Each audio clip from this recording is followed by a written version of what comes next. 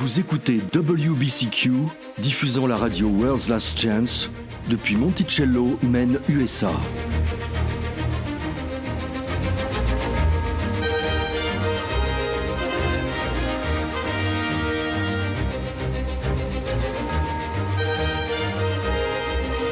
Crimes violents, troubles politiques, instabilité financière, tout indique une crise imminente, une crise sans précédent.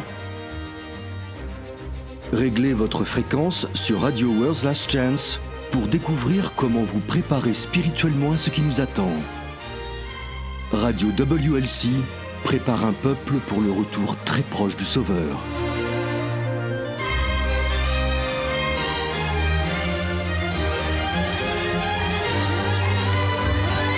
Bonjour et bienvenue sur Radio WLC. Je suis votre animateur, Denis Lefort, et Jean-Olivier est avec moi. Bonjour chers auditeurs, nous sommes heureux de faire partie de votre journée. À World's Last Chance, comme vous pouvez le voir à notre nom, qui signifie la dernière chance du monde, nous sommes convaincus que le retour du Sauveur aura lieu dans un avenir proche. Nous ressentons donc un fardeau de devoir partager les vérités que nous avons apprises avec les autres. C'est un véritable privilège de connaître et de pouvoir partager la vérité, n'est-ce pas ? L'une des vérités que nous avons apprises ces dernières années est le nom réel et personnel du Père Céleste, c'est Yahweh ou Yah. Qui aurait pensé que le Tout-Puissant a un surnom ? Ah, je n'y avais jamais pensé de cette façon. Yahweh, Yah pour faire court, c'est comme un surnom, ils sont tous les deux utilisés dans les Écritures. Le fait est que la plupart des gens ne connaissent pas son nom personnel parce qu'il a été caché. Lorsque la Bible a été traduite en français et en d'autres langues, le nom du Père a été remplacé par les titres génériques de Seigneur ou de Dieu. Oui, et cela crée de la confusion parce que, étant des désignations génériques, elles peuvent tout aussi bien faire référence à de faux dieux qu'au seul et unique vrai Dieu, Yahweh. C'est pourquoi nous n'utilisons pas les termes Seigneur ou Dieu. Nous retournons à l'original et utilisons son vrai nom. Vous nous entendrez probablement aussi utiliser El, Eloah ou Elohim. Ce sont des titres hébreux qui font référence à Yahweh. Et le nom du Fils est Yahushua. Très bien, commençons. Aujourd'hui, je voudrais que nous parlions de la prédestination. Parfois, on la mentionne comme la sécurité éternelle. La prédestination est la croyance selon laquelle Yahweh aurait décidé à l'avance de tous ceux qui seront sauvés. Certaines personnes pensent également qu'une présélection divine a exclu à l'avance tous ceux qui seront finalement perdus. Pouvons-nous partager sur ce sujet de la prédestination aujourd'hui, Jean ? Est-ce un concept biblique ou non ? Pourquoi ou pourquoi pas ? Eh bien, c'est biblique dans le sens où vous pouvez le trouver mentionné dans l'Écriture. Mais la doctrine de la prédestination est un excellent exemple de la raison pour laquelle nous devrions toujours suivre l'injonction donnée dans Ésaïe 28, verset 10, qui dit « Car c'est précepte sur précepte, précepte sur précepte, ligne après ligne un peu ici, un peu là. » Alors, dis-nous, qu'est-ce qu'un précepte, Denis ? Eh bien, c'est défini comme un commandement ou un principe qui est censé être une règle générale d'action, je dirais. Je suppose qu'on peut dire que c'est un principe directeur. Excellent. Quand on regarde les préceptes, les principes des Écritures, on constate que l'idée que Yahweh aurait trié les âmes, comme on trierait le linge sale ou le vieux linge, en choisissant quelques-uns pour être gardés, sauvés, et en décidant que tous les autres seraient à jeter, perdus, eh bien, ce n'est pas du tout biblique. Bien, dit comme ça me rappelle ce passage de 1 Jean, chapitre 4, où il est écrit « Car l'amour est de Yah, et quiconque aime est né de Yah et connaît Yah. Celui qui n'aime pas n'a pas connu Yah, car Yah est amour. » Et ce n'est pas de l'amour si quelqu'un décide à l'avance qu'il va être perdu. Et ce n'est pas de l'amour que de priver quelqu'un de sa liberté de choix.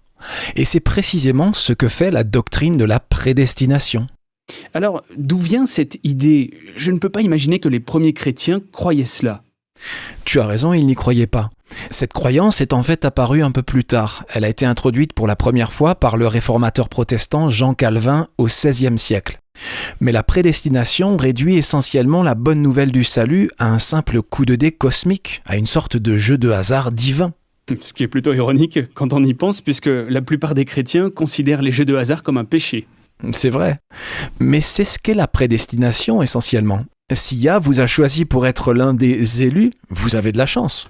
Mais si ce n'est pas le cas, tant pis, c'est trop triste. Vous avez perdu au jeu et absolument rien de ce que vous pourrez faire ne changera votre destin. Mais ce n'est pas très juste. Non, ce n'est pas juste.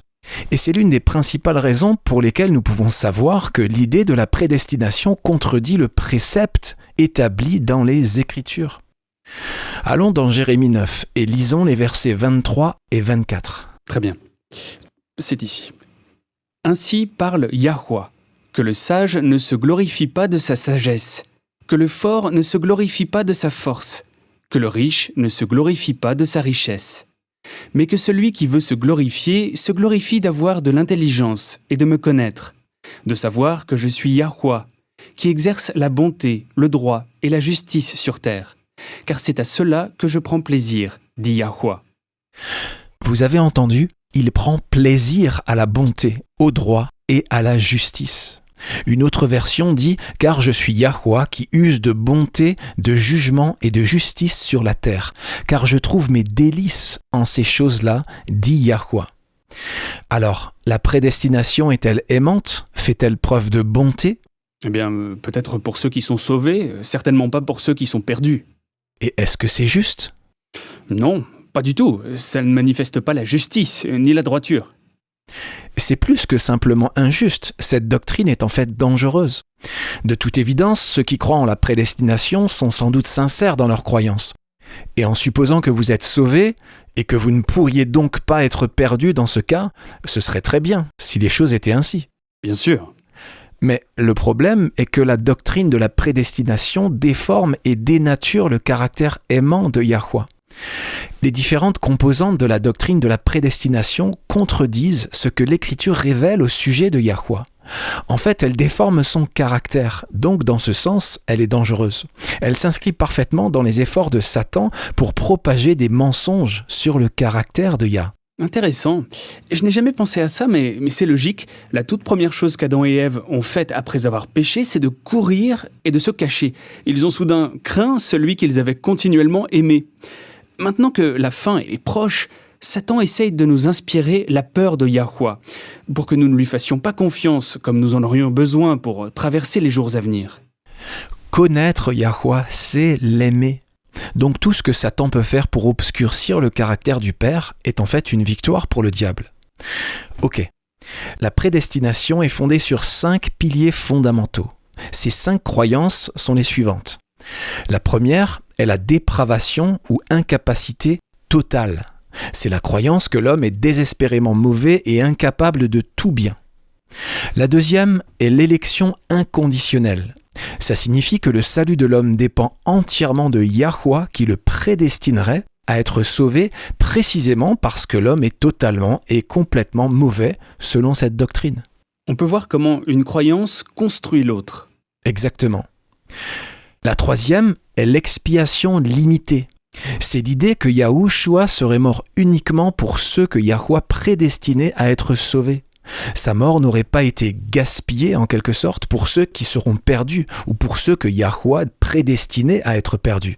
Donc tu dis que selon cette doctrine, le poids des péchés du monde qu'il a porté à la croix n'était pas le poids des péchés du monde entier, seulement ceux que Yah avait déjà choisis pour être sauvés. Oui, c'est ce que cette doctrine signifie. La quatrième est la grâce irrésistible. Ça signifie que tous ceux que Yahweh a prédestinés à être sauvés, tant mieux pour eux, ne peuvent pas être perdus puisqu'ils sont totalement incapables de résister à la grâce divine. Ils ne peuvent pas du tout être perdus. Non, parce que la grâce divine est irrésistible, disent-ils, ceux qui acceptent cette croyance. Donc, si elle est vraiment irrésistible, pourquoi Yah n'a-t-il pas prédestiné tout le monde à être sauvé ? Eh bien, c'est une très bonne question. La dernière idée fondamentale sur laquelle repose la prédestination est la persévérance des saints. Nous l'avons déjà mentionné, c'est ce qu'on appelle la sécurité éternelle. Passons maintenant en revue et examinons de plus près chacune de ces idées et ce que chacune d'entre elles dit sur le caractère de Yah. Numéro 1. La dépravation ou incapacité totale. C'est l'idée que, en tant qu'être humain pécheur, nous sommes désespérément mauvais et incapables de tout bien.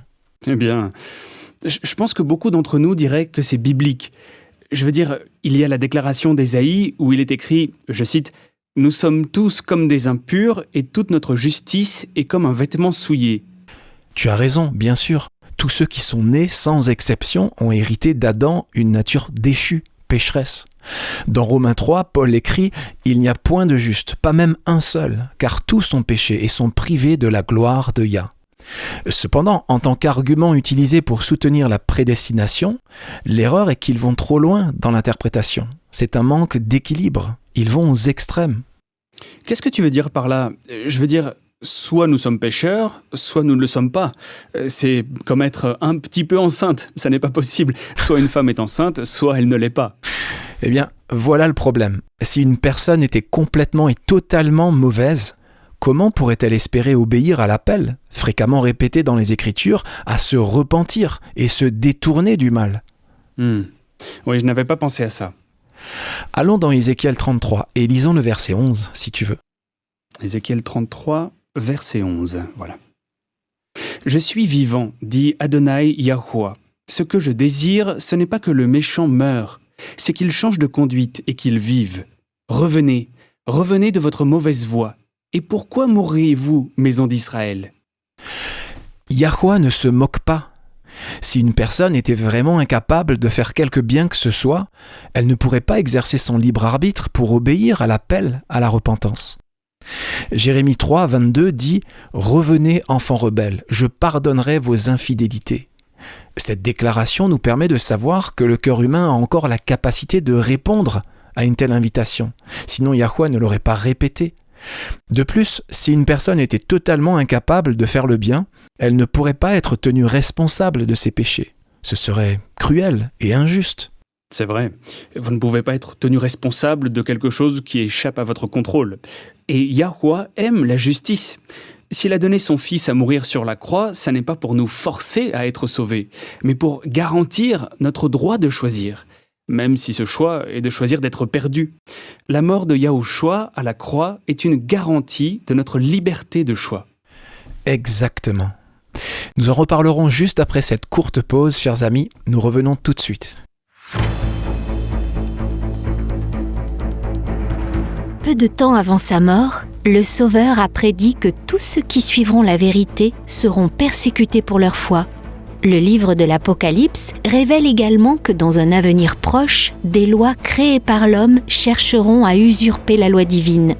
Romains 13 est un passage de l'Écriture qui sera utilisé à l'avenir pour contraindre les chrétiens à obéir aux lois humaines en violation de la loi divine. Si quelqu'un essayait de forcer votre conscience en citant Romains 13, en disant que les pouvoirs en place sont ordonnés par Yah, comment répondriez-vous ? Que diriez-vous ? Pour bien comprendre le véritable sens de Romains 13, visitez notre site web worldslastchance.com et lisez le devoir civil du croyant. Encore une fois, lisez le devoir civil du croyant sur worldslastchance.com. Bien, nous sommes de retour. Quelle est la deuxième erreur fondamentale de la doctrine de la prédestination ? Tu as dit qu'il y en avait 5, Jean. La deuxième est l'élection inconditionnelle. Ça veut dire que le salut d'un individu dépendrait entièrement du fait que Yahuwah le prédestinerait à être sauvé ou non. Encore une fois, parce que selon cette doctrine, si la personne est totalement et complètement mauvaise, elle ne peut pas choisir de se repentir. Eh bien, cela semble un peu biblique parce que nous avons tous hérité d'une nature déchue, sans aucun doute. Ça peut sembler vaguement biblique et c'est pourquoi ça a trompé tant de chrétiens sincères. Mais c'est toujours incorrect. Baser le salut d'une personne entièrement sur le fait que Yahuwah l'a prédestiné à être sauvé ou non, supprime en fait l'exercice du libre arbitre de l'équation. Là encore, la doctrine de la prédestination enseigne que Yahuwah a décidé à l'avance qui serait sauvé. Comme une sorte de loterie divine. Et si vous êtes comme moi qui n'a jamais gagné, pour les rares fois où je me souviens avoir joué dans ma jeunesse, il se peut que vous n'ayez pas beaucoup de confiance dans la possibilité de gagner au jeu de la loterie divine. Les calvinistes traditionnels enseignent même une double prédestination, c'est-à-dire qu'ils croient que Yahuwah prédestine aussi certaines âmes à être perdues. Une telle croyance pose deux problèmes. Premièrement, elle détruit la responsabilité personnelle. Je peux voir ça. Par exemple, le meurtre d'Abel par Caïn pourrait être excusé si on prétend que Caïn était prédestiné à être perdu, et donc qu'il était prédestiné à tuer son frère. Précisément. Ça exempte une personne des conséquences de ses mauvaises actions. Ça enlève notre responsabilité personnelle de la façon dont les autres sont affectés par nos mauvaises actions, si nous faisons le choix d'en commettre. C'est ça. Et c'est précisément ce que Caïn a essayé de faire. Le livre de la Genèse rapporte la conversation entre Yahweh et Caïn après le meurtre. Attendez, je l'ai juste là. Genèse 4, versets 8 à 9. Il est écrit « Mais comme ils étaient dans les champs, Caïn se jeta sur son frère Abel et le tua. Yahweh dit à Caïn « Où est ton frère Abel ?» Il répondit « Je ne sais pas. Suis-je le gardien de mon frère ?» Quelle chose sarcastique et insensée à dire au Tout-Puissant. Je veux dire, si j'avais essayé de répondre de cette façon à mon père, dans mon enfance, j'en aurais clairement pris une. Eh bien, Yahweh a immédiatement rejeté les excuses de Caïn. Lisons les 2 versets suivants. Et Yahweh dit « Qu'as-tu fait ? La voix du sang de ton frère crie de la terre jusqu'à moi. Maintenant tu seras maudit de la terre qui a ouvert sa bouche pour recevoir de ta main le sang de ton frère. Quand tu cultiveras le sol, il ne te donnera plus sa richesse. Tu seras errant et vagabond sur la terre. » Le deuxième problème de l'idée d'une élection inconditionnelle est qu'elle implique que Yahweh aurait prédestiné le péché. Tous les calvinistes ne vont pas aussi loin dans la doctrine de la prédestination, mais certains le font, et c'est un problème. Je ne saisis pas, comment pourrait-il avoir prédestiné le péché ? Selon eux, si Yahweh a tout prédestiné, il a aussi prédestiné le péché quand il a choisi certaines âmes pour être perdues. Mais c'est faux. Passons au Nouveau Testament et lisons Jacques 1, verset 13. « Que personne, lorsqu'il est tenté, ne dise « c'est Yah qui me tente ». Car Yah ne peut pas être tenté par le mal, et il ne tente lui-même personne. L'idée que Yahweh a prédestiné le péché contredit clairement l'Écriture. Très bien. Le troisième point est appelé l'expiation limitée. C'est l'idée que Yahushua serait mort uniquement pour les péchés de ceux que le Père avait prédestinés à être sauvés. Il n'est pas mort pour les péchés des perdus. Ça sonne un peu blasphématoire en fait, non ? Ce n'est pas cohérent avec ce qui est enseigné dans les Écritures. Allons dans Ésaïe 53, c'est la prophétie d'Ésaïe sur le Messie et sa mission. Maintenant, si les Écritures enseignaient une expiation limitée, on pourrait s'attendre à ce qu'elles soient enseignées à cet endroit et ailleurs. Mais ce n'est pas le cas. En fait, cela dit exactement le contraire. Allons-y, lisons ce qui est écrit dans Ésaïe 53. « Nous étions tous comme des brebis égarées, chacun suivait sa propre voie, et Yahweh a fait retomber sur lui nos fautes à tous. Après tant de troubles, il verra la lumière et sera satisfait. Par sa connaissance, mon serviteur juste procurera la justice à beaucoup d'hommes. C'est lui qui portera leurs fautes. Voilà pourquoi je lui donnerai sa part au milieu de beaucoup, et il partagera le butin avec les puissants. Parce qu'il s'est dépouillé lui-même jusqu'à la mort, et qu'il a été compté parmi les criminels. Parce qu'il a porté le péché de beaucoup d'hommes, et qu'il est intervenu en faveur des coupables. » C'est beau. Et oui, au verset 6, il est clairement dit que Yahweh a fait retomber sur lui nos fautes à tous. Et Jean 3, 16 et 17 ? Oh oui. En effet, Yahweh a tant aimé le monde qu'il a donné son Fils unique afin que quiconque croit en lui ne périsse pas, mais ait la vie éternelle. Yahweh, en effet, n'a pas envoyé son Fils dans le monde pour juger le monde, mais pour que le monde soit sauvé par lui. Le monde. Yahushua n'aurait pas pu être plus clair. Sa mission était de sauver le monde, et non un petit nombre de chanceux présélectionnés. Très bien. Croyance suivante, la grâce irrésistible. Il s'agit de la croyance selon laquelle toute personne prédestinée à être sauvée ne peut pas être perdue parce qu'elle est totalement incapable de résister à la grâce divine. C'est vraiment offensant quand on y pense. Si la grâce divine est telle que personne ne peut y résister, pourquoi Yah n'aurait-il pas prédestiné tout le monde à être sauvé ? Oui, cette croyance rejette le fondement même sur lequel repose le plan du salut. Autrement dit, cette croyance enseigne que personne n'a la liberté de choix. Chaque fils et fille d'Adam a hérité d'une nature pécheresse. Cependant, 2 Pierre chapitre 3 verset 9 nous dit que Yahweh ne veut qu'aucun ne périsse, mais que tous parviennent à la repentance. Bien sûr, nous savons que beaucoup seront perdus. Ce que cela nous dit est très significatif. Nous l'avons évoqué plus tôt, mais voici la preuve. Yahweh a sacrifié son Fils pour donner à chacun une seconde chance de choisir pour soi-même. Ah, j'ai compris. Si ce choix est supprimé par une décision divine, choisissant uniquement certains pour être sauvés et rejetant les autres pour être perdus, la raison même de la mort de Yahushua est détruite. Tu as compris. La grâce irrésistible enseigne que personne, aussi obstinément rebelle ou désireux de s'accrocher à un péché favori soit-il, ou elle, ne peut être perdu si Yahweh en a décidé autrement. Ça signifie également que personne, quel que soit son désir d'être à la ressemblance de Yahweh en caractère, ne sera sauvé s'il a été présélectionné pour être perdu. C'est une croyance vraiment destructrice et elle n'est pas soutenue par les déclarations claires des Écritures qui placent la décision uniquement sur l'individu. Eh bien, oui. Joël 3, verset 14, a prophétisé au sujet de notre temps en écrivant « C'est une multitude dans la vallée du jugement, car le jour de Yahweh est proche dans la vallée du jugement. » Ou dans d'autres versions, comme la Bible Martin ou la King James, des multitudes dans la vallée de décision, car le jour de Yahweh est proche dans la vallée de décision. Que nous soyons sauvés ou perdus, c'est notre décision. La dernière erreur sur laquelle se base la prédestination est appelée la persévérance des saints. Comme la croyance de la grâce irrésistible, la croyance de la persévérance des saints supprime également la volonté humaine, car elle déclare qu'une fois qu'une personne a été sauvée, il n'y a absolument rien qu'elle puisse faire pour changer d'avis ou être perdue. Encore une fois, c'est l'asservissement de la volonté humaine. En gros, personne n'est un agent moral libre. C'est ce que cette croyance signifie, oui. Mais le fait est que la liberté de choix d'une personne n'est pas supprimée au moment où elle accepte le don du salut.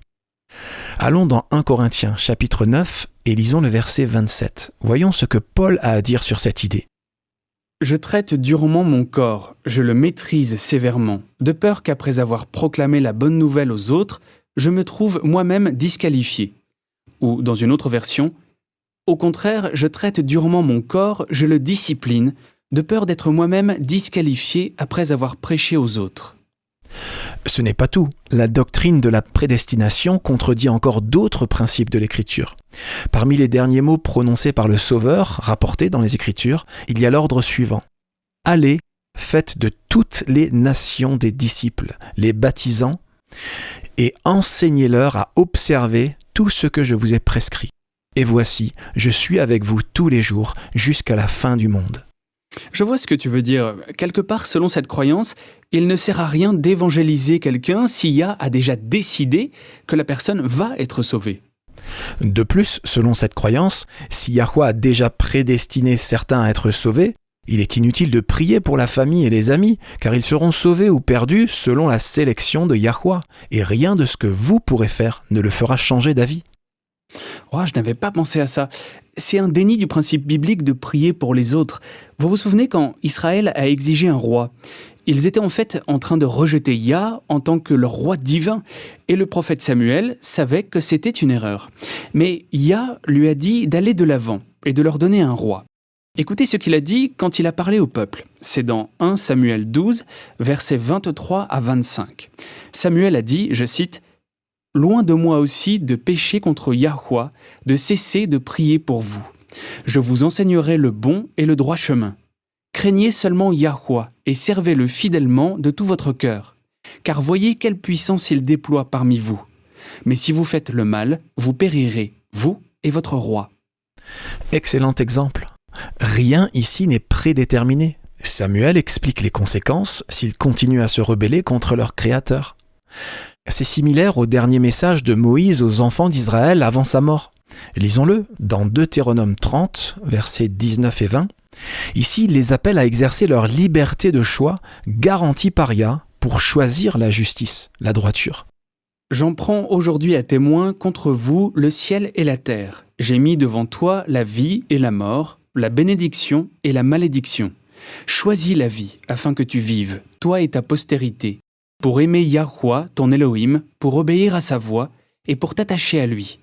Car de cela dépendent ta vie et ta prolongation de tes jours. Et c'est ainsi que tu pourras demeurer dans le pays que Yahweh a juré de donner à tes pères, Abraham, Isaac et Jacob. Moïse, souvenez-vous, était un ami de Yah. Exode 33 nous dit que Yah lui parlait, je cite, « face à face, comme un homme parle à son ami ». Et pourtant, cet ami de Yah rejetait catégoriquement toute allusion à la prédestination, déclarant clairement que c'était le choix de l'individu. Mais je pense que le pire de tout, c'est ce que la prédestination suggère sur le caractère de Yahweh. La prédestination est injuste parce que les non-élus seraient prédestinés à être perdus sans que ce soit leur faute volontaire. Oui, ce n'est pas juste. Bien sûr, Jérémie dit « le cœur est tortueux » ou « trompeur » dans d'autres versions, par-dessus tout, et il est méchant, qui peut le connaître ? Mais il est également vrai que le salut est un don gratuit. Éphésiens 2, verset 8 nous dit « car c'est par la grâce que vous êtes sauvés, par le moyen de la foi. Et cela ne vient pas de vous, c'est le don de Yahweh. » L'erreur entre en jeu lorsque le libre arbitre humain est supprimé. Comme nous l'avons déjà cité, 1 Jean 4, verset 8 dit que Yah est amour. Un être de pur amour n'enlèvera pas la liberté de choix, en jouant à une sorte de loterie divine, sélectionnant certains qui devraient être sauvés, mais encore plus qui devraient être perdus. Encore une fois, comme nous l'avons déjà dit, ce n'est pas juste, ce n'est pas équitable. C'est la déformation du caractère de Yah qui fait de la doctrine de la prédestination une croyance si destructrice. Eh bien oui, cette doctrine le présente comme cruel, sans cœur et arbitraire. C'est une contradiction complète de l'Écriture qui le présente comme un père aimant qui ne veut pas que quiconque périsse. Le résultat, c'est que les cœurs humains sont rebutés par une injustice aussi froide. Les gens se détournent de la foi, ne comprenant pas que ces attributs de caractère n'appartiennent pas à Yahweh, mais lui ont été faussement attribués par Satan lui-même. Et c'est le problème et le danger de toutes les fausses doctrines, mais plus particulièrement de l'hérésie de la prédestination. La doctrine de la prédestination n'est pas un réconfort, c'est au contraire un mensonge destiné à obscurcir le caractère du Père et à le dépeindre avec les attributs de caractère de son ennemi, Satan.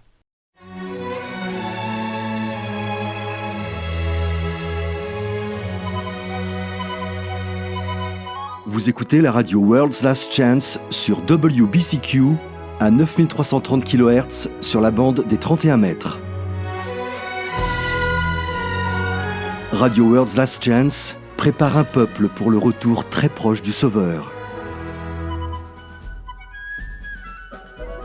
Si vous vous êtes engagé à adorer Yahweh au jour de son saint sabbat, calculé par son calendrier lunisolaire établi à la création, World's Last Chance a l'application informatique gratuite qu'il vous faut.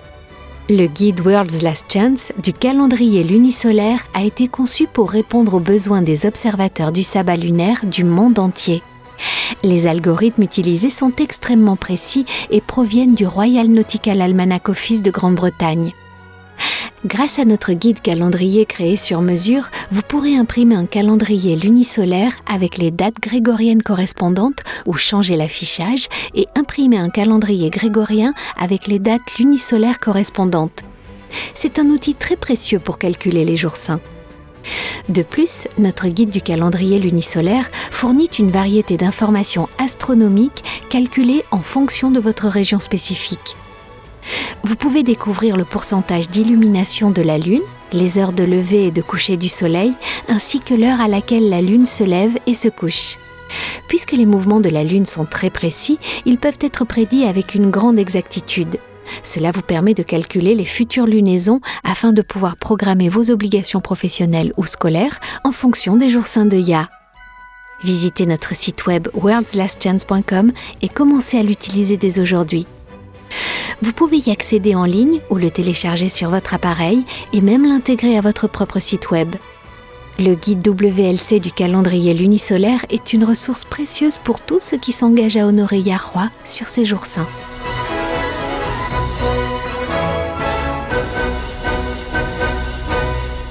C'est maintenant l'heure de notre courrier des auditeurs. L'autre jour, on nous a posé une question sur ce qu'il faut faire quand notre prière ne semble pas être exaucée.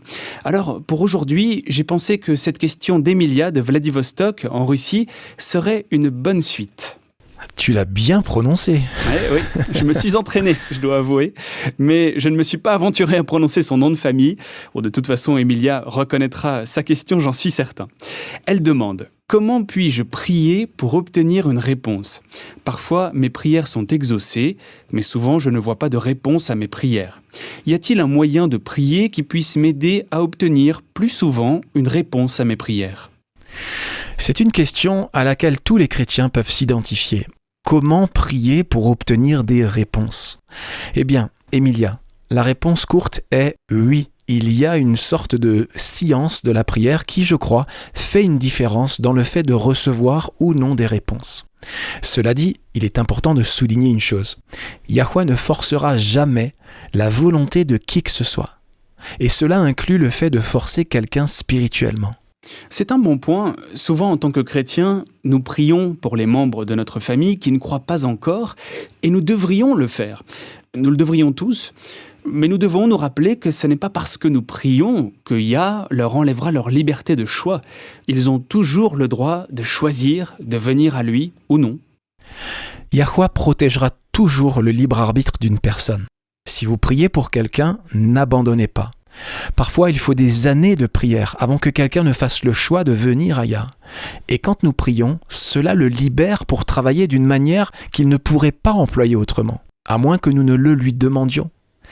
En même temps, la prière n'est pas une incantation magique, si je puis dire. Si ce pourquoi nous prions nécessite la coopération de quelqu'un d'autre, de son plein gré, Yah ne forcera jamais cette personne. C'est quelque chose qui est particulièrement important lorsque nous prions, par exemple, pour la conversion d'un conjoint non-croyant. Ou parfois, il arrive que des femmes en situation d'abus, de violence, prient pour la conversion de leur agresseur. Et prier, continuer à prier.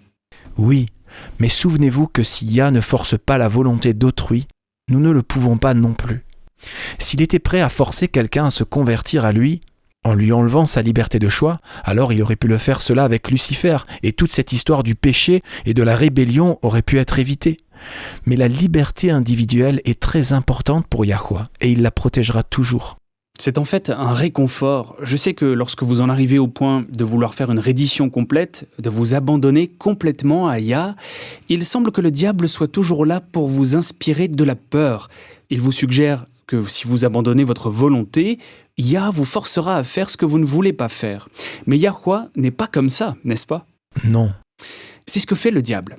Alors, quand il s'agit de quelque chose qui n'a pas d'impact sur le libre arbitre d'autrui, y a-t-il des conseils que tu peux partager, Jean, sur la façon de prier efficacement ? Oui, il y a des choses que nous pouvons faire pour prier plus efficacement. Et si vous priez de cette façon, vous commencerez à avoir des réponses. La première est de prier spécifiquement. Beaucoup de gens, lorsqu'ils prient, font des prières tellement ouvertes que même si Yah y répond, il n'y a aucun moyen de le savoir. Par exemple ? Eh bien, si vous priez pour que Yahweh bénisse votre voisin qui vit en bas de la rue, comment allez-vous voir vos prières être exaucées ? Par contre, si le vélo de votre voisin, qu'il utilise pour se rendre au travail, a été volé, et que vous priez et demandez à Yahweh de lui fournir un autre vélo, vous avez beaucoup plus de chances de voir vos prières exaucées. C'est vrai. Et cela ne signifie pas toujours qu'il recevra une prime au travail qui lui donnera assez d'argent pour aller en racheter un nouveau. Peut-être vous connaissez un ami ou un membre de votre famille qui a un vélo dont il veut se débarrasser pour un prix raisonnable. Yahweh peut vous utiliser pour aider à répondre à la prière. Et c'est toujours enthousiasmant ce genre de réponse. Ça l'est vraiment. Alors, encore une fois, priez de façon très précise, très spécifique. Nommez la personne par son nom dans vos prières et demandez précisément ce que vous voulez. D'accord, mais il y a un souci. Beaucoup de gens gardent délibérément leurs prières plus vagues, simplement parce qu'ils ne veulent pas prier pour quelque chose qui ne serait pas la volonté de Yah. En gardant leurs prières plus ouvertes, ils pensent qu'ils donnent à Yah plus de latitude pour travailler.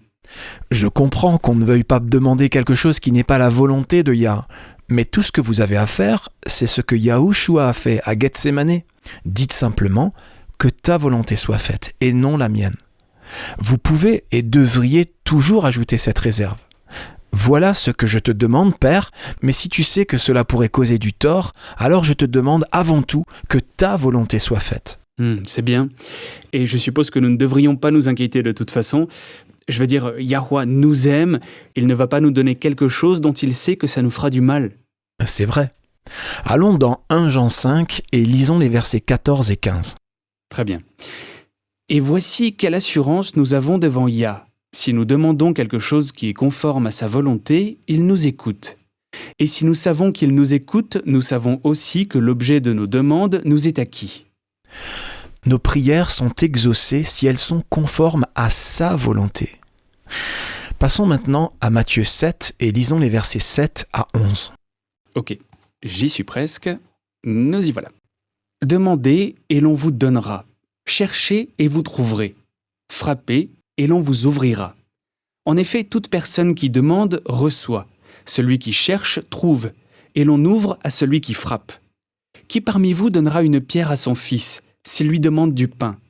Ou s'il demande un poisson, lui donnera-t-il un serpent? Si donc, mauvais comme vous l'êtes, vous savez donner de bonnes choses à vos enfants, votre Père céleste donnera d'autant plus volontiers de bonnes choses à ceux qui les lui demandent. Si ton enfant venait vers toi plein d'enthousiasme en te demandant avec empressement quelque chose dont tu sais que ça lui ferait du mal, le lui donnerais-tu? Bien sûr que non. Eh bien, Yahweh non plus ne le fera pas. Si nous venons à lui en cherchant ce que nous pensons être une bénédiction, mais que dans sa sagesse, il sait que ça nous apportera réellement du mal, il ne nous le donnera pas. Au contraire, il nous donnera quelque chose de mieux. Alors, ne laissez pas le souci de demander une mauvaise chose vous empêcher de prier spécifiquement. Si vous voulez voir des réponses à vos prières, priez sincèrement, priez sans cesse, mais priez spécifiquement. Plus c'est précis, mieux c'est. Une autre chose que vous devriez faire pour voir des réponses à vos prières est de vous rappeler de réclamer une promesse biblique. La Bible est remplie de promesses. Il y a des promesses pour répondre à chaque besoin, à chaque urgence. Alors trouvez une promesse qui répond à vos besoins et présentez-la au Père. Réclamez ces paroles pour vous, à genoux, avec votre Bible ouverte devant vous. Dites-lui, tu as promis, quelle que soit la promesse, et je te remercie pour cette promesse. Je réclame cette promesse maintenant. C'est puissant. Je voudrais partager justement un passage d'Ésaïe qui parle de cela. Bien sûr, vas-y. On le trouve dans Ésaïe 55. C'est un peu long, mais pour en saisir tout l'impact, il faut le lire dans son contexte. Ici, Yahweh exhorte les gens à venir à lui, et il explique que ses paroles même contiennent le pouvoir de faire ce qu'il dit. Écoutez, pendant que je lis, les versets 6 à 11. « Cherchez Yahweh pendant qu'il se trouve, invoquez-le, tandis qu'il est prêt. Que le méchant abandonne sa voie, et l'homme d'iniquité ses pensées. Qu'il retourne à Yahweh, qui aura pitié de lui, à notre Eloah, qui ne se lasse pas de pardonner. Car mes pensées ne sont pas vos pensées, et vos voix ne sont pas mes voix, dit Yahweh. Autant les cieux sont élevés au-dessus de la terre, autant mes voix sont élevées au-dessus de vos voix, et mes pensées au-dessus de vos pensées. Comme la pluie et la neige descendent des cieux, et n'y retournent pas sans avoir arrosé, fécondé la terre, et fait germer les plantes, sans avoir donné de la semence au semeur et du pain à celui qui mange. Ainsi en est-il de ma parole, qui sort de ma bouche. Elle ne retourne point à moi sans effet, sans avoir exécuté ma volonté et accompli mes desseins. » C'est puissant. Il dit que, de même que la pluie tombe et ne retourne pas vers les nuages sans avoir fait germer la semence, ainsi en est-il de sa parole. Sa parole ne revient pas à lui, sans faire exactement ce que sa parole a dit qu'elle ferait.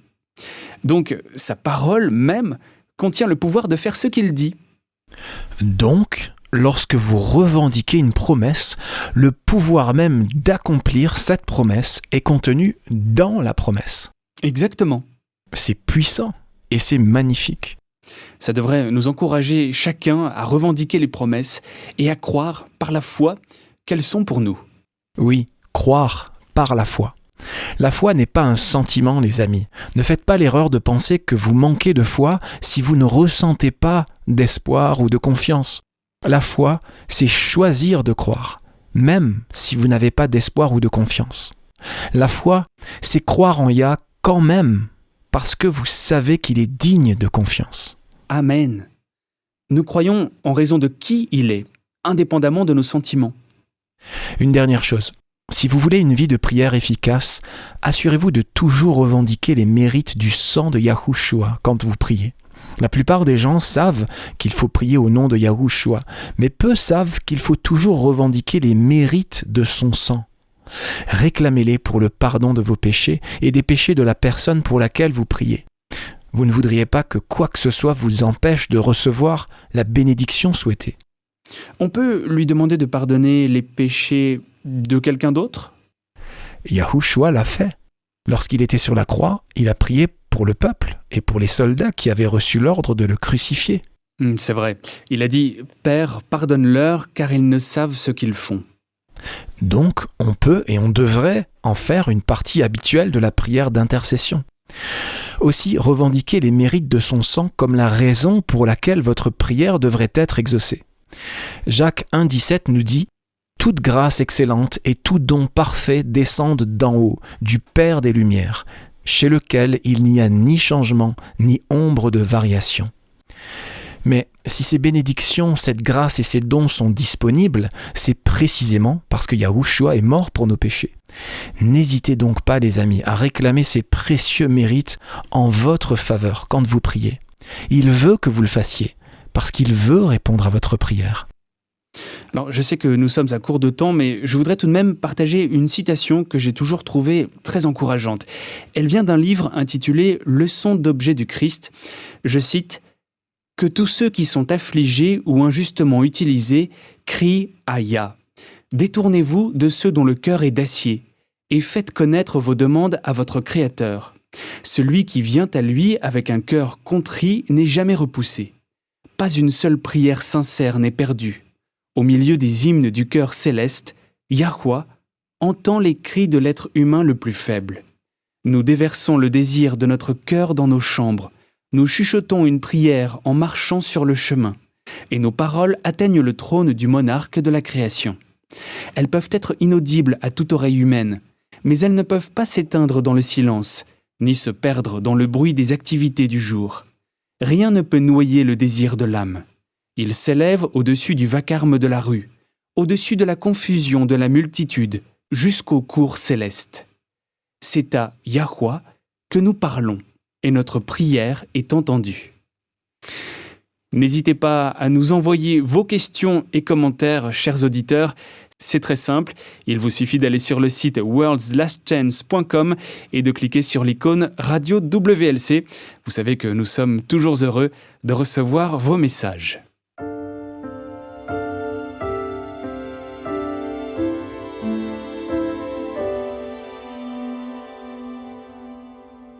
Vous écoutez Élise Blanc pour votre promesse quotidienne de la parole de Yah. Les éponges formées naturellement sont fascinantes. Elles ressemblent à une plante, mais en réalité ce sont vraiment des animaux. Il existe entre 5000 et 10 000 espèces d'éponges connues.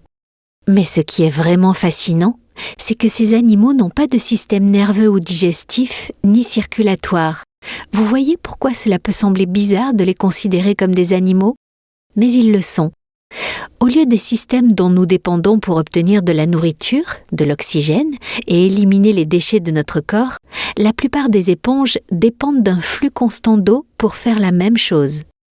C'est de leur capacité à retenir l'eau dont je voudrais parler aujourd'hui, parce que cela me rappelle une des promesses de Yahweh. Pensez à une éponge imbibée d'eau. Si vous appuyez dessus, ne serait-ce qu'un peu, l'eau s'écoulera sur votre plan de travail. On voit tout de suite ce qui remplit les poches intérieures de l'éponge. Et c'est pourquoi les éponges artificielles sont si utiles pour le nettoyage. Mais il en va de même pour nous aussi. Nous pouvons dire ce qui nous remplit à l'intérieur, par ce qui sort de nous sous la pression. Est-ce la colère, l'impatience, un vocabulaire coloré ? Ou bien dans les moments de pression et de stress, démontrons-nous notre confiance en notre Père Céleste en restant calme et paisible, avec compassion et pardon. Le chapitre 40 d'Ésaïe nous dit « Ne le sais-tu pas ? Ne l'as-tu pas appris? C'est le Elohim d'éternité. Yahweh, qui a créé les extrémités de la terre, il ne se fatigue point, il ne se lasse point. On ne peut sonder son intelligence.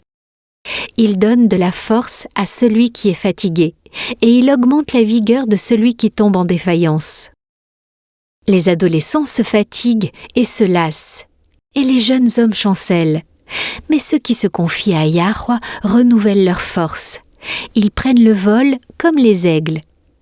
Ils courent et ne se lassent point. Ils marchent et ne se fatiguent point. Ce n'est pas quelque chose que vous devez gagner ou acquérir par des efforts laborieux. Demandez-le, c'est un don, c'est un cadeau. Quand vous faites cela, alors tout comme Philippiens 4, verset 7 nous le promet, la paix de Yah, qui surpasse toute intelligence, gardera vos cœurs et vos pensées en Christ Yahushua. Nous avons reçu de grandes et précieuses promesses. Réclamez-les dès maintenant.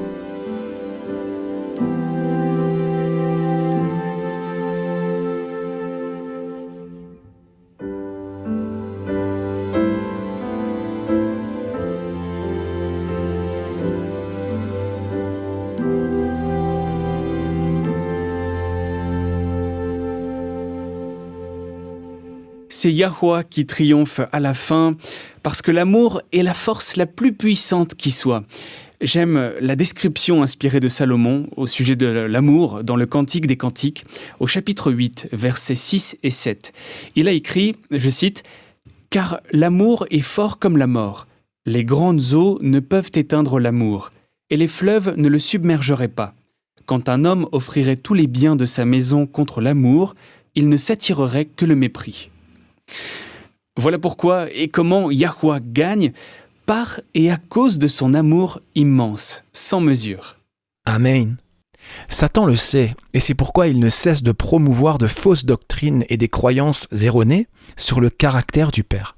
Il sait que ces fausses croyances s'interposent entre l'âme humaine et son Créateur. Elles créent une barrière de peur, voire de ressentiment. C'est vrai.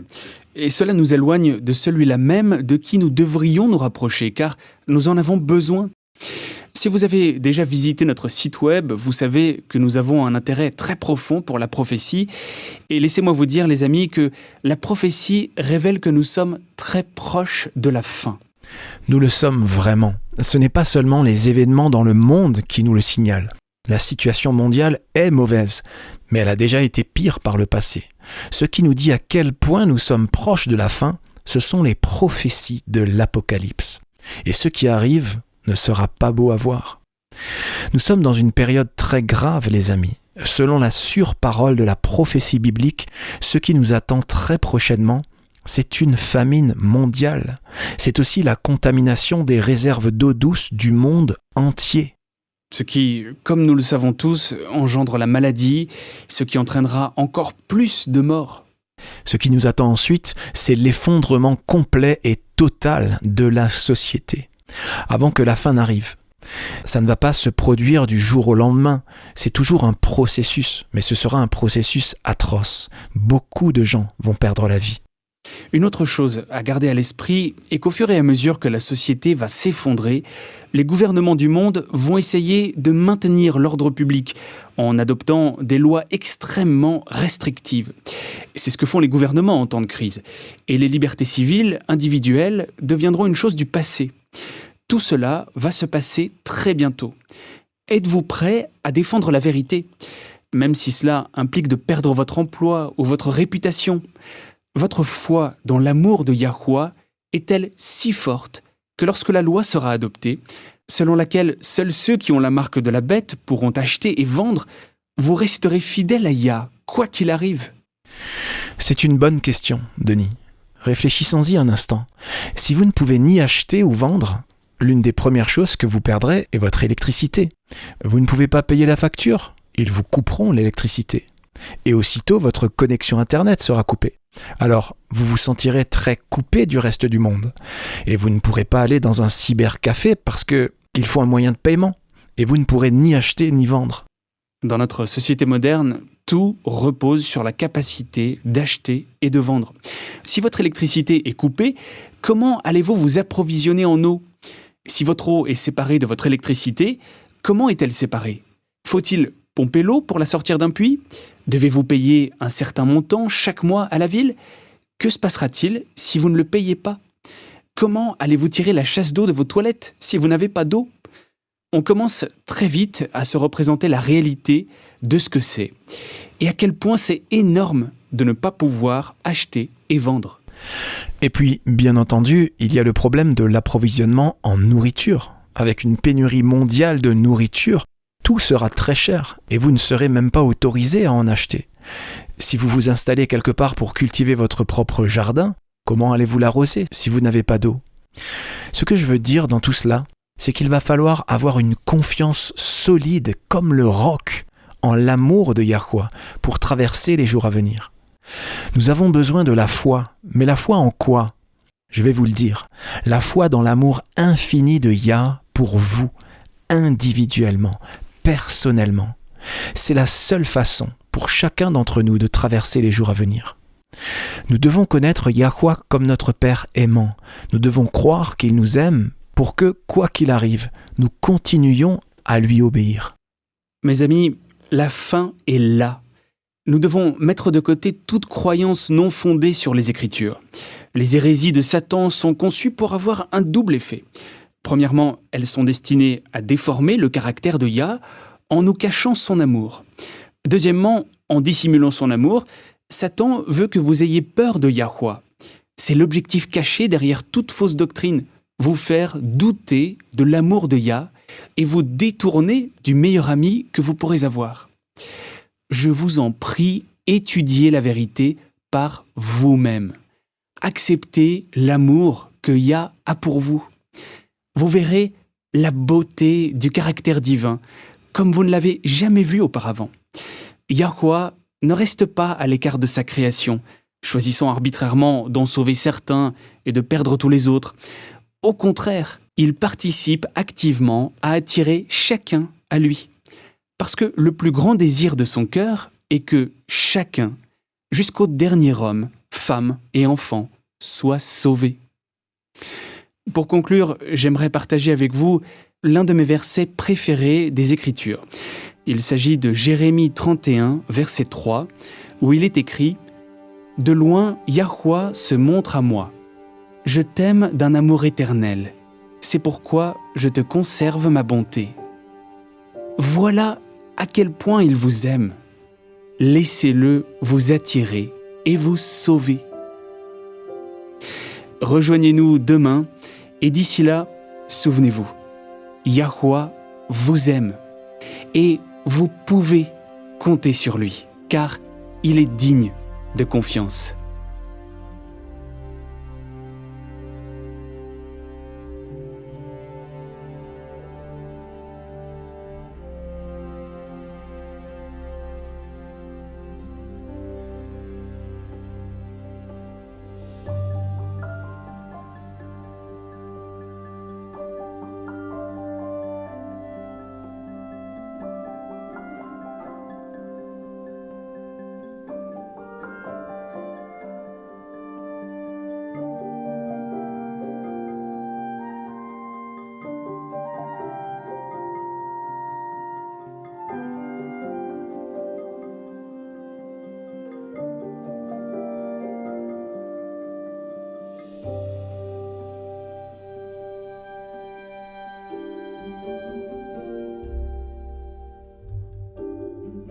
Vous étiez à l'écoute de Radio WLC. Cette émission, ainsi que les émissions précédentes de Radio WLC, sont disponibles en téléchargement sur notre site internet. Elles sont parfaitement appropriées pour être partagées avec des amis et pour des études bibliques. Elles sont également une ressource merveilleuse pour ceux qui adorent Yahweh, seuls, en famille ou en groupe à la maison. Si vous souhaitez écouter les émissions de Radio WLC, rendez-vous sur notre site internet à l'adresse worldslastchance.com. Cliquez sur l'icône Radio WLC en haut à droite de la page d'accueil.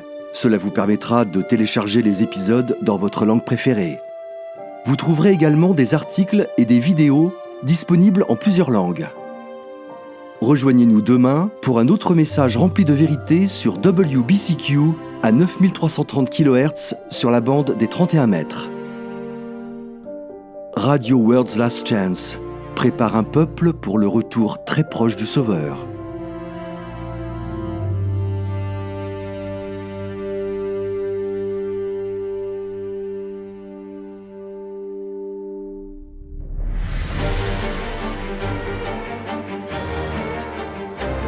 Apocalypse contient des informations vitales pour tous ceux qui vivent aujourd'hui. Les chapitres 8 et 9 sont particulièrement importants.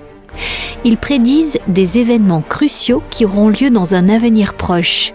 Ils sont décrits comme 7 trompettes. Quand ces 7 trompettes commenceront à sonner, nous saurons que nous sommes à quelques mois du retour de Yahushua.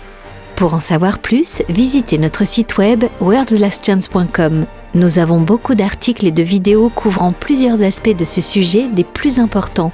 C'est sur worldslastchance.com. Visitez notre site dès aujourd'hui. Il ne reste plus beaucoup de temps.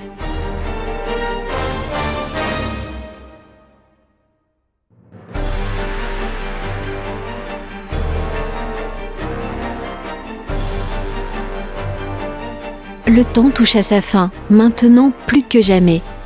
Il est impératif que tous ceux qui cherchent et désirent le retour du Sauveur prennent grand soin de garder chacune des avenues de l'âme par lesquelles le diable cherche à nous séduire et nous piéger. Le péché est addictif. Qu'il s'agisse du temps gaspillé dans des activités nuisibles ou de l'alcool, qu'il s'agisse de pornographie ou de nicotine, le péché lui-même est addictif. Mais le Sauveur est prêt à délivrer quiconque se tourne vers lui. Visitez notre site worldslastchance.com et lisez l'addiction au péché, protéger les avenues de l'âme. Lisez l'addiction au péché sur worldslastchance.com. Yahushua est prêt à répondre à la prière de la foi.